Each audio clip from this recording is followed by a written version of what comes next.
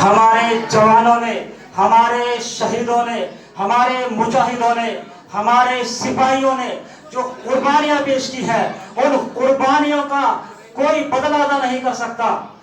मेरे दोस्तों, हजरत मौलाना जाफर थानसी रहमतुल्लाह अलैह को जब काले पानी जेल में ले जाया गया और उनकी दाढ़ी को काटा गया तो दाढ़ी को हाथ में लेकर रोने लगे और फरमाने लगे, ऐ काश कि जितने मेरे दाढ़ी पे बाल है, इतनी मेरी जानें होती तो मैं अपनी जानों को अल्लाह के सामने, अल्लाह के दरबार में पेश कर देता। तो ये थे मौलाना जाफर थानसी रहमतुल्लाह अलैह। और हमारे उलमा कराम ने और मौलाना जाफर थानसी को उनके 8 साल बच्चे को जब उनके सामने पेश किया गया तो उन्होंने अपने बच्चे से फरमाया कि मेरे बेटे, बच्चा उनकी बेड़ियां देखकर रोने लगा तो फरमाया, बेटे रोने की बात नहीं है, घबराने की जरूरत नहीं है।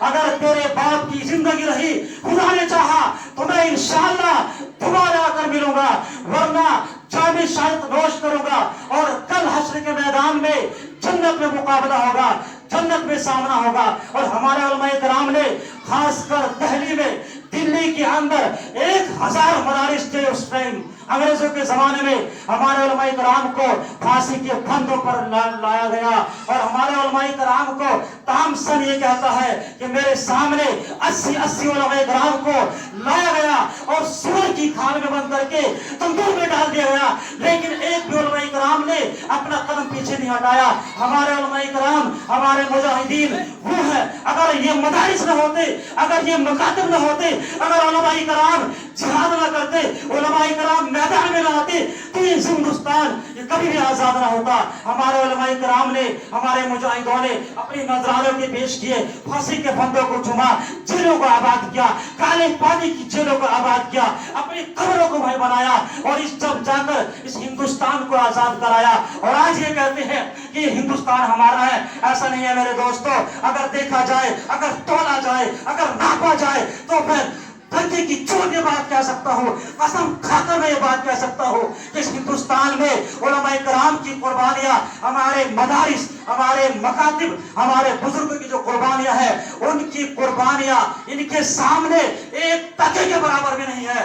ये कहाँ की बात करते हैं? हमारे उलमा कराम ने सब कुछ कुर्बान कर दिया, सब कुछ खो दिया, लेकिन अपने उनके सामने, अंग्रेजों के सामने कभी घुटने नहीं टेके और हिंदुस्तान को आजाद कराने के लिए बड़ी कुर्बानियां पेश की है।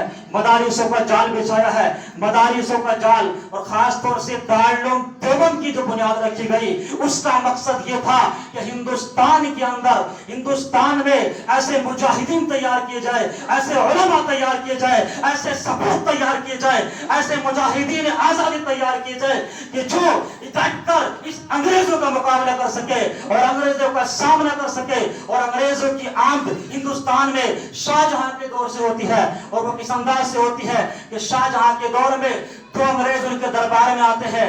शाहजहां के सर में दर्द था, बीमारी थी, मियादी बीमारी थी, सर का दर्द सही नहीं होता था।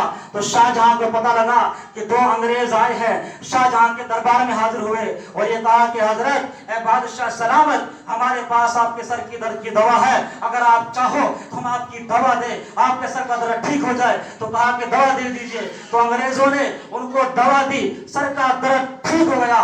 तो उन्होंने कहा, यानी बादशाह ने ये कहा, क्या है अंग्रेज, मांग क्या मांगते हो?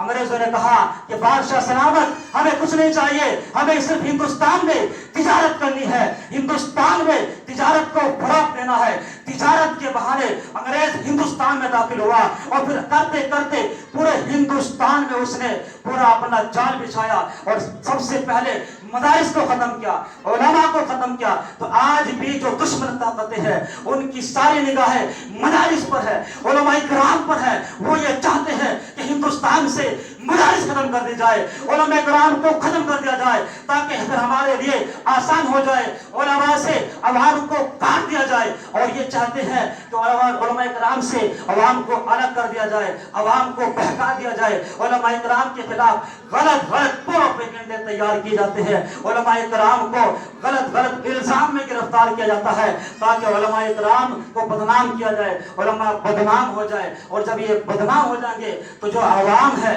ان کا بھروسہ ان سے ہٹ جائے گا اور عوام ان سے دور ہو جائے گی۔ لیکن یہ بات یاد رکھے، جب تک ہندوستان میں علماء کرام موجود ہے، مدارس موجود ہے، جب تک ہمارے سروں پر ٹوپیاں نظر آئیں گی، ہماری بیٹیوں پر، ہماری بہنوں پر، ہماری بہنوں کے چہروں پر دوپٹہ نظر آئے گا۔ لیکن اگر یہ علماء کرام نہ رہے، اگر یہ مدارس نہ رہے، یہ مکاتب نہ رہے، تو اس کا اسپیل بنا دیا جائے گا۔ اور یہ اسپیل میں دیکھ کر آئے ہیں کہ اسپین سے جہاں پر 800 سال تک اسلامی حکومت رہی، وہاں سے اسلام کو کیسے ختم کیا گیا؟ سب سے پہلے مدارس کو، علماء کو، مکاتب کو، مساجد کو ختم کیا گیا، اور آج بھی یہ پروپیگنڈے کے ساتھ اسی طریقے سے وہی چال پھیلائے ہوئے ہے کہ مدارس، علماء، مساجد، حافظ، داڑھی ٹوپی والا، اس کے علاوہ کوئی مسلمان نظر نہیں آتا۔ اس لیے ہماری یہ دعا ہے، ہماری یہ تمنا ہے، ہماری یہ کوشش ہے کہ اپنے اسلام کو، اپنے ایمان کو تازہ رکھے، اپنے ایمان کو تازہ کرے، اپنے اسلام کو آگے بڑھائے، اپنی زندگی میں سنتوں کو زندہ کرے، اپنی زندگی کے اندر سے بدعات کو، خرافات کو، رسومات کو ختم فرمائے۔ اللہ تعالیٰ سے دعا کرے باری تعالیٰ ہم سب کو ان باتوں پر عمل کرنے کی توفیق عطا فرمائے، اور تمام بچوں کو آگے سے آگے بڑھنے کی تیاری کرنے کی توفیق عطا فرمائے، تمام بچوں کو ڈاکٹر، حافظ، عالم، مفتی، عالم بنائے، باری تعالیٰ عمل کی توفیق عطا فرمائے۔ وآخر دعوانا الحمدللہ رب العالمین۔